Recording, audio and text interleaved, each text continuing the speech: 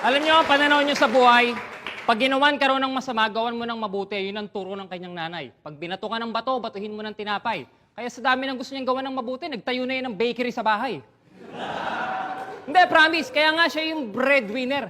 Kasi meron siyang pusong mamon. Walang masamang tinapay sa kanya. Pag nakakakita ng mga bata sa kalsada, talagang nahahabag siya. Kaya ginagawa niya, ina-adapt niya yung mga bata. Siya na lang nanlilimos ng barya. Grabe. Wow! Alam mo, magaling ako manggaya ng tao pero hindi ko kaya maging ikaw. Kaya ka nagkaroon ng mabuting asal. Isa lang ang dahilan, Gay King. Ina mo. Kasi nga sobrang mukha, tinan mo, baby face, mala Benjamin Button. Tapos, grabe pa sa gig. Tapos, ang dami pa niyang show, grabe sa racket, daig pa Houston. Kaya tuwang-tuwa yan si Alaric Houston kasi yung love life, kasi yung career niya parang love life ni Taylor Swift, ang bilis mag-move on.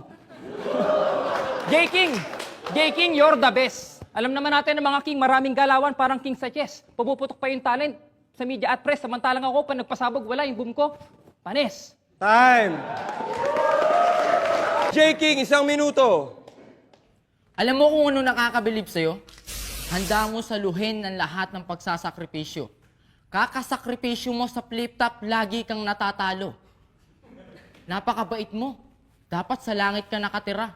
Yaan mo, pagdadasal ko kay God na sana kunin ka na niya.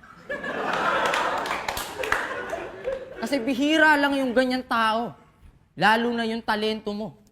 Sabi ko nga si Rapido sa flip-top ang pinaka-idol ko. Tignan nyo, napakagwapo talaga. Talagang wala kang... tapos sa lupit pa ng postura.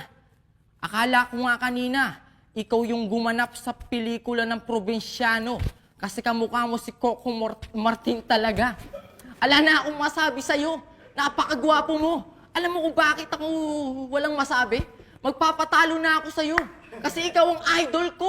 Nakita mo, nagpapalakpakan sila pag ikaw. Pag ako wala, kasi pangit ang aking bitaw. Ganyan kakagaling. Eh di wow.